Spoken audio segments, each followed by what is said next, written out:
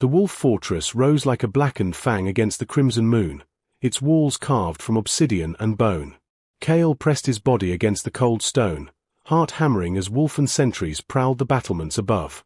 Their eyes glowed amber in the darkness, capable of spotting a mouse at 100 paces. But Cale was no mouse. He was the son of a mapmaker, raised on stories of forgotten tunnels and ancient passages. More importantly, he was desperate. The fox Princess Mirren had been imprisoned here for 3 months, and every rescue attempt had ended in blood and screams. He'd studied the fortress for weeks, noting the patrol patterns, the shift changes, the moments when guards grew tired. Tonight, during the Harvest Moon Festival, half the garrison would be drunk on fermented mare's milk. It was his only chance. Cale slipped through a drainage grate, the stench of waste making his eyes water. He crawled through the filth, following the mental map he'd memorized. The passage opened into a storage cellar where barrels of salted meat lined the walls. Voices echoed above, deep, guttural wolfen laughter. He waited, breathing slowly, until the voices faded. Then he moved like a shadow through the servants' corridors, wearing stolen kitchen garb he'd acquired from a bribed merchant. His human scent was masked by onions and mutton grease rubbed into his clothes. As he climbed a spiral staircase, something caught his eye, a small copper fox charm dangling from a torch bracket, glinting deliberately in the firelight. It hadn't been there in any guard's report. His pulse quickened. Someone was leaving him a trail. He followed 3 more charms through increasingly dangerous territory, each one placed where only someone looking carefully would notice. The princess was guiding him. She was alive, aware, and fighting back in her own way. The final charm led him to a corridor lined with tapestries depicting wolfen victories, humans torn apart, fox villages burning. Cale's stomach churned, but he pressed forward. At the end stood a reinforced oak door with iron bands. 2 guards flanked it, their massive frames blocking the passage. Cale retreated into an alcove, mind racing. He'd brought a small vial of nightshade extract, enough to incapacitate but not kill. He waited until one guard wandered toward the privy, then followed silently. The wolfen never heard him coming. Cale drove the poisoned needle into his neck, catching the massive body as it collapsed. 1 down. But the second guard would be harder. As Cale dragged the unconscious wolfen into a side room, he heard the softest whisper through the door's keyhole, a voice like honey and smoke. Behind the left tapestry. The passage is open. The princess was more than cunning. She was his partner in this mad escape, and somehow, that made his dangerous mission feel less lonely. Cale slipped behind the tapestry and found exactly what Mirren promised, a narrow servant's passage, barely wide enough for his shoulders. It led upward, and he could smell jasmine and smoke, a distinctly feminine scent. The passage opened into a circular chamber lit by a single brazier. And there she stood. Princess Mirren was nothing like the delicate flower he'd imagined. Her russet hair fell in wild waves past her shoulders, and her amber eyes held a fierce intelligence that made his breath catch. She wore a simple silk robe that clung to her curves, and 3 thin copper bracelets encircled her wrists, her only jewelry, yet somehow regal. "You're smaller than I expected," she said, a slight smile playing at her lips. "But then, the small ones are always the clever ones." "You're more beautiful than the stories said," Cale replied before he could stop himself. Her smile widened. "Flattery. Good. I was worried they'd send another brainless warrior." She moved closer, studying him with unsettling intensity. "You have kind eyes.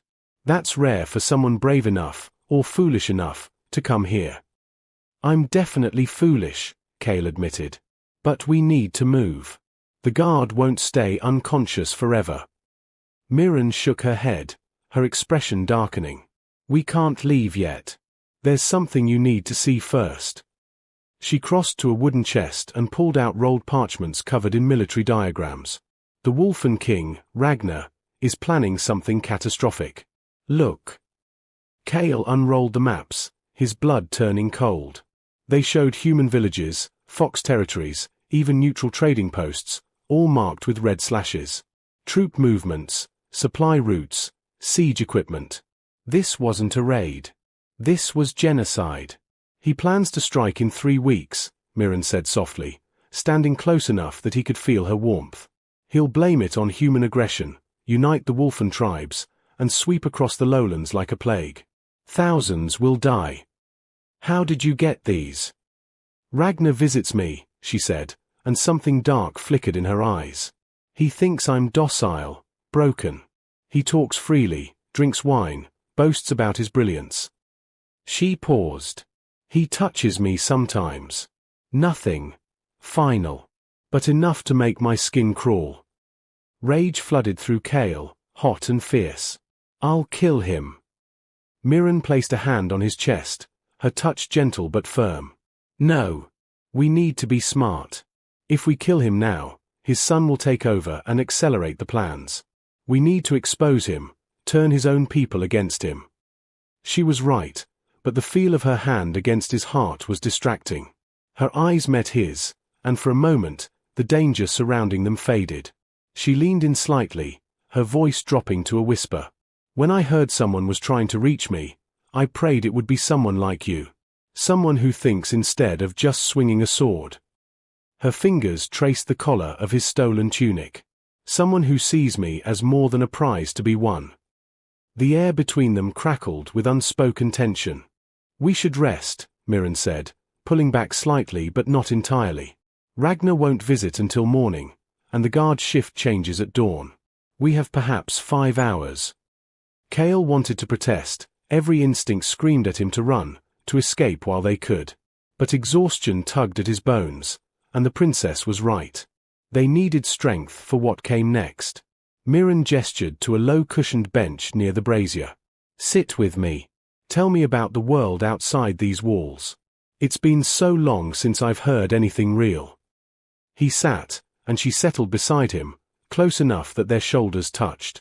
Cale described the markets of Riverton, the autumn harvest festivals, children flying kites in the meadows. Simple things. Human things. As he spoke, he watched her face soften, saw the hunger in her eyes, not for luxury, but for freedom. Do you have someone? She asked suddenly. A sweetheart waiting for you? Cale shook his head. I've always been too focused on maps and books. Romance seemed complicated. Mirren laughed, a genuine sound that transformed her face. It is complicated. But some complications are worth it. She turned to face him fully, tucking one leg beneath her. When I was younger, I had a suitor. A fox prince from the northern valleys. Handsome, brave, absolutely devoted to me. What happened? I was bored, she admitted with a rueful smile. He worshipped me, but he never challenged me. Never saw past my title to who I actually am. Her gaze intensified. You're different. You look at me like I'm a person, not a legend. You are a person, Cale said. A brilliant, dangerous person who's been playing the long game while everyone else sees a captive princess. She reached out and traced the line of his jaw with her fingertips, sending electricity through his skin. You understand. That's intoxicating. Before Cale could respond, she kissed him. It was soft at first, questioning, but when he didn't pull away, it deepened. Her hands slid into his hair, and he pulled her closer, tasting jasmine and longing on her lips. When they finally broke apart, both breathing hard, Mirren rested her forehead against his. I've been so alone here, she whispered.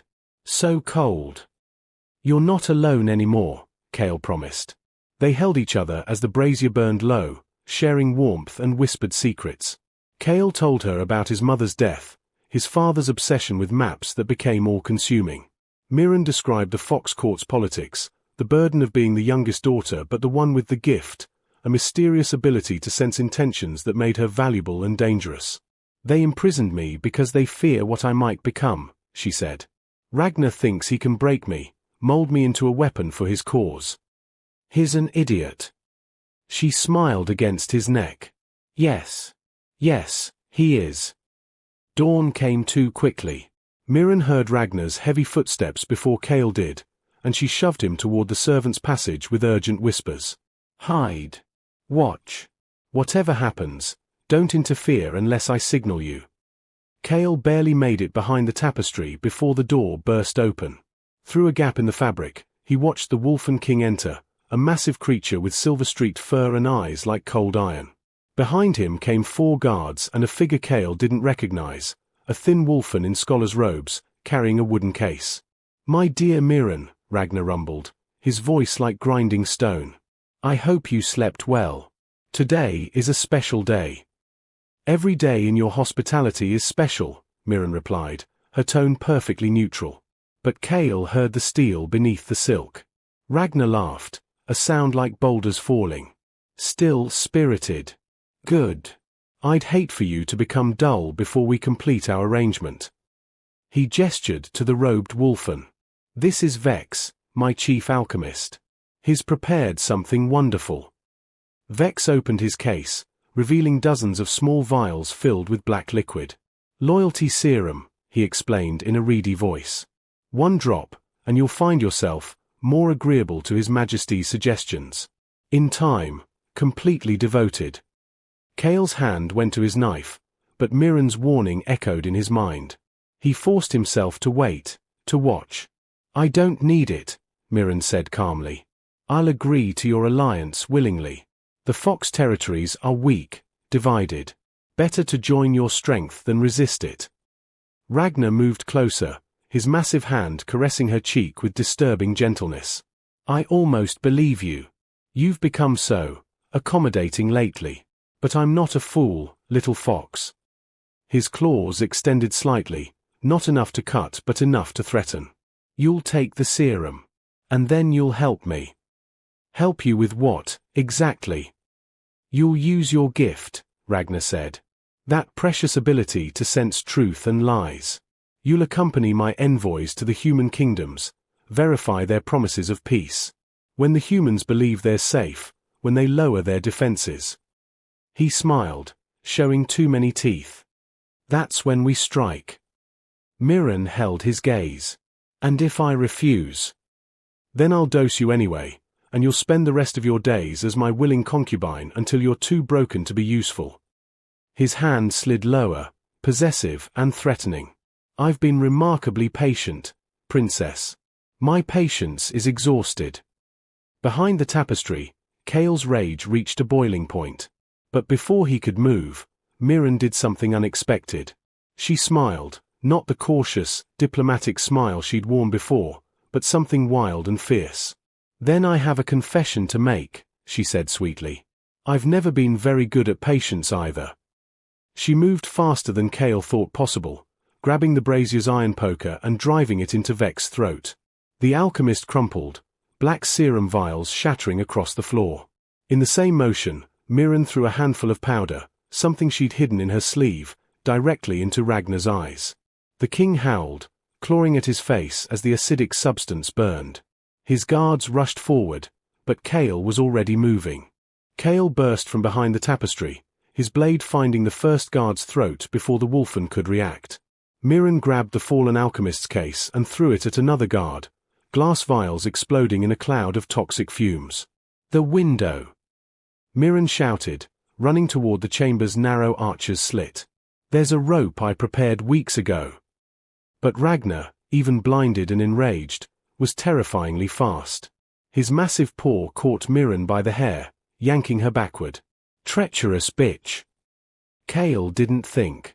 He launched himself at the Wolfen King, driving his knife deep into the thick muscle of Ragnar's arm. The king roared, releasing Mirren, and backhanded Kale across the room. He crashed into the wall, vision swimming, tasting blood. Through blurred eyes, he saw Mirren grab the iron poker again, but 2 guards seized her arms. Ragnar advanced on Kale, murder in his damaged eyes. "Foolish human. Did you think you could steal what's mine?"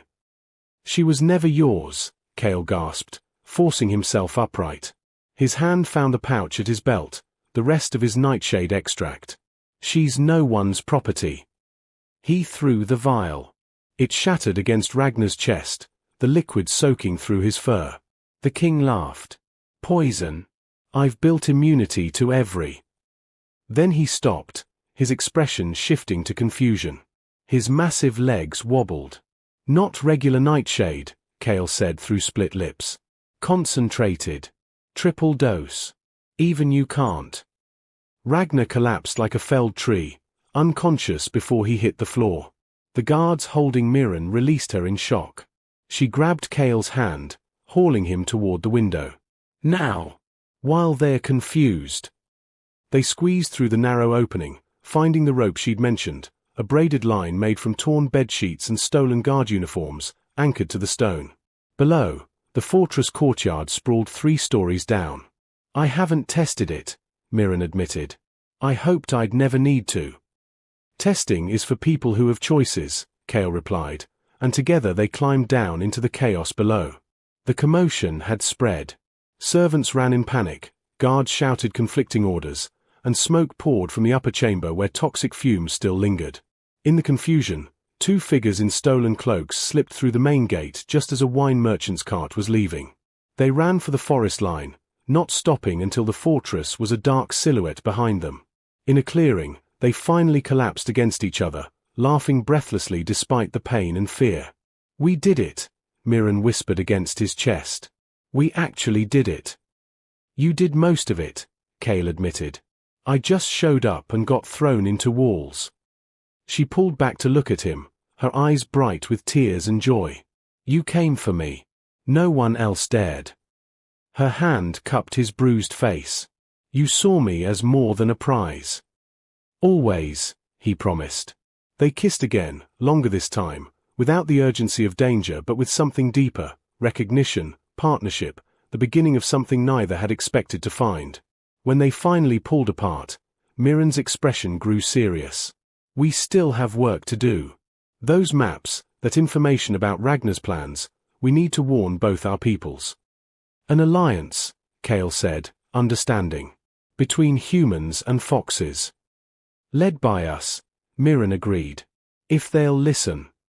They'll listen. We have proof, we have time, and we have each other.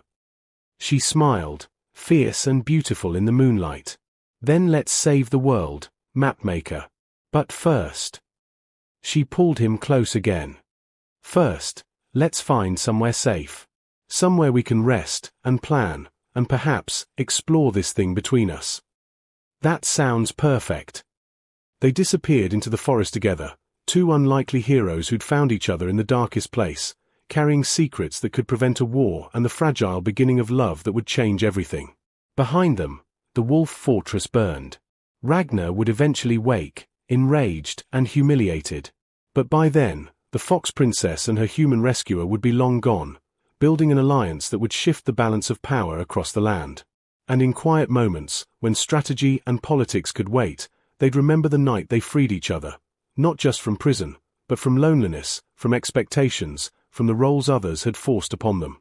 They'd chosen each other, and that choice would echo through history.